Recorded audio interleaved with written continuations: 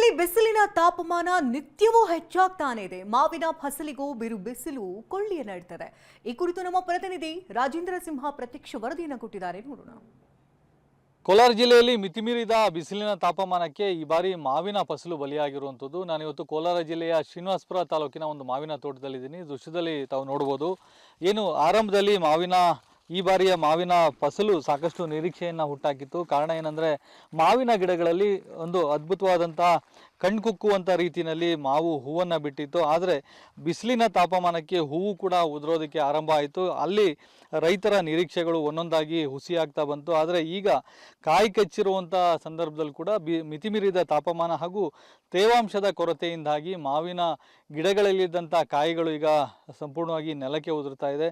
ನಾವು ಫಸಲನ್ನು ನೋಡೋದಾದರೆ ಈ ಬಾರಿ ಕೇವಲ ಒಂದು 70ರಿಂದ 80ರಷ್ಟು ಫಸಲು ಈ ಒಂದು ಬಿಸಿಲಿನ ತಾಪಮಾನಕ್ಕೆ ಹಾಳಾಗಿರುವಂಥದ್ದು. ಮಾವು ಬೆಳೆಗಾರರಿಗೆ ಕೇವಲ 30ರಿಂದ 40ರಷ್ಟು ಫಸಲು ಮಾತ್ರ ನಿರೀಕ್ಷೆಯನ್ನು ಇಟ್ಕೋಬೋದು. ಅಂಥ ಒಂದು ಪರಿಸ್ಥಿತಿಯಲ್ಲಿ ನಿರ್ಮಾಣ ಆಗಿದೆ. ಯಾಕಂದರೆ ಉಳಿದಂಥ ಅಷ್ಟು ಫಸಲು ಕೂಡ ಈ ಒಂದು ವಾತಾವರಣದಲ್ಲಿ ಉಂಟಾಗಿರುವಂತಹ ವೈಪರೀತ್ಯಕ್ಕೆ ಸಂಪೂರ್ಣವಾಗಿ ಬಲಿಯಾಗಿರುವಂಥದ್ದು. ದೃಶ್ಯದಲ್ಲಿ ನೋಡೋದಾದರೆ ಸಾಕಷ್ಟು ಇನ್ನು ಸಣ್ಣ ಸಣ್ಣ ಕಾಯಿಗಳು ಇನ್ನು ಇದು ಬಲಿಯುವಂಥ ಸಂದರ್ಭದಲ್ಲೇನೆ ಈಗ ಬಿಸಿಲಿನ ತಾಪಮಾನಕ್ಕೆ ಉದುರೋಗ್ತಾ ಇರೋವಂಥದ್ದು. ಜೊತೆಗೆ ಬಿಸಿಲಿನ ತಾಪಮಾನಕ್ಕೆ ಸಾಕಷ್ಟು ರೋಗಗಳು ಕೂಡ ಆವರಿಸಿರುವಂಥದ್ದು. ಇದರಿಂದ ಮಾವು ಬೆಳೆಗಾರ ಕಂಗಾಲಾಗಿದ್ದಾರೆ. ಯಾಕಂದರೆ ವರ್ಷಕ್ಕೆ ಒಂದು ಬೆಳೆಯಲ್ಲಿ ಸಾಕಷ್ಟು ನಿರೀಕ್ಷೆಗಳನ್ನು ಇಟ್ಕೊಂಡಿರುವಂಥ ಮಾವು ಬೆಳೆಗಾರರಿಗೆ ಈ ಸರಿ ಸಾಕಷ್ಟು ಒಂದು ರೀತಿಯ ಆಘಾತ ಅಂತಲೇ ಹೇಳಬೇಕಾಗತ್ತೆ. ಕಳೆದ ಬಾರಿ ಕೂಡ ಸರಿಯಾದಂಥ ಬೆಲೆ ಸಿಗದೆ ಸಾಕಷ್ಟು ನಷ್ಟವನ್ನು ಅನುಭವಿಸಿದ್ರು. ಸರ್ಕಾರದಿಂದ ಪರಿಹಾರಕ್ಕಾಗಿ ಹೋರಾಟವನ್ನು ಕೂಡ ಮಾಡಿದರು. ಆದರೆ ಈ ಬಾರಿ ಉತ್ತಮ ಫಸಲು ಬರುತ್ತೆ, ಒಳ್ಳೆಯ ನಿರೀಕ್ಷೆಯಲ್ಲಿದ್ದಂಥ ಮಾವು ಬೆಳೆಗಾರರಿಗೆ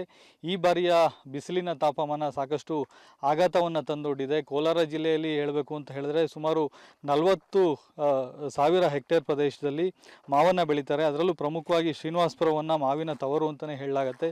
ಇಂಥ ಒಂದು ಪ್ರದೇಶದಲ್ಲಿ ಸಾವಿರಾರು ಜನ ರೈತರು ಮಾವಿನ ಬೆಳೆಯನ್ನು ನಂಬ್ಕೊಂಡು ಬದುಕ್ತಾ ಇದ್ದಾರೆ. ಅಂಥವ್ರಿಗೆ ಈ ಬಾರಿಯ ಬಿಸಿಲಿನ ತಾಪಮಾನ ಸಾಕಷ್ಟು ಆಘಾತವನ್ನು ಉಂಟು ಮಾಡಿರುವಂಥದ್ದು. ಜೊತೆಗೆ ಸಾಕಷ್ಟು ನಷ್ಟವನ್ನು ಉಂಟು ಮಾಡಿದೆ. ಯಾಕಂದರೆ ಸಾಲ ಸೋಲ ಮಾಡಿ ಮಾವಿನ ಬೆಳೆಯನ್ನು ಈ ಬಾರಿ ಉತ್ತಮವಾಗಿ ಬೆಳೆ ಬೆಳಿಬೇಕು ಅನ್ನೋ ನಿಟ್ಟಿನಲ್ಲಿ ಸಾಕಷ್ಟು ಬಂಡವಾಳವನ್ನು ಹಾಕಿದರು. ಆದರೆ ಎಲ್ಲವೂ ಕೂಡ ಹುಸಿಯಾಗಿರುವಂಥದ್ದು. ಹಾಗಾಗಿ ಸರ್ಕಾರ ರೈತರ ನೆರವಿಗೆ ಬರಬೇಕು ಅನ್ನೋ ಒಂದು ನಿರೀಕ್ಷೆಯಲ್ಲಿ ಮಾವು ಬೆಳೆಗಾರರು ಇದ್ದಾರೆ. ಕ್ಯಾಮ್ರಾಮನ್ ಮಂಜುನಾಥ್ ಜೊತೆ ರಾಜೇಂದ್ರ ಸಿಂಹ, TV9 ಕೋಲಾರ.